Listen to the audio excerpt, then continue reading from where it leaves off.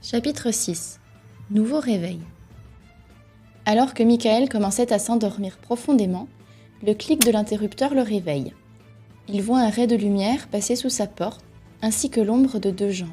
Il sent une présence dans le couloir. Pendant une seconde, ses frayeurs de petit garçon reprennent le dessus. Puis il entend le pas endormi de l'un de ses parents qui descend les escaliers. C'est seulement quelqu'un qui se rend aux toilettes. Il entend une porte s'ouvrir, se fermer, plus de bruit. Un instant après, il entend la chasse d'eau couler, la porte s'ouvrir à nouveau. Quelqu'un se dirige vers la salle de bain.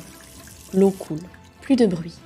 Des pas, à nouveau, dans le couloir, dans l'escalier, devant la chambre. Une porte s'ouvre délicatement, puis se referme. Silence. Mais l'anxiété générée à l'idée qu'un intrus se promène dans le couloir a bien éveillé Michael, dont le cerveau s'est remis à fonctionner à plein régime. Il imagine toutes sortes de scénarios catastrophiques. Il loupe son réveil, puis son bus, puis arrive en pyjama au collège. Il se fait disputer par ses professeurs. Ses camarades se moquent de lui. Chloé le trouve bizarre et ringard. Mais petit à petit, le murmure qu'il entendait plus tôt dans la nuit reprend et l'apaise un peu. Ouf, ce n'était pas pour la cuisine. On a bien failli nous démasquer. Seulement quelqu'un qui est allé aux toilettes. Parfois, Michael vient me voir à la nuit tombée. D'autres fois, ce sont ses parents.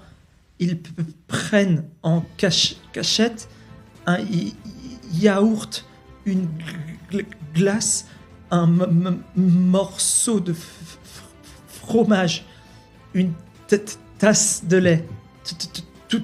Tout à l'heure, Michael est venu en chercher une. Il ne devrait plus revenir ce soir. Les réfrigérateurs ont plein de secrets à raconter. Toi, jeune lecteur, demande donc à ton frigo. Tu verras tous les souvenirs de famille et toutes les cachotteries dont il est le gardien.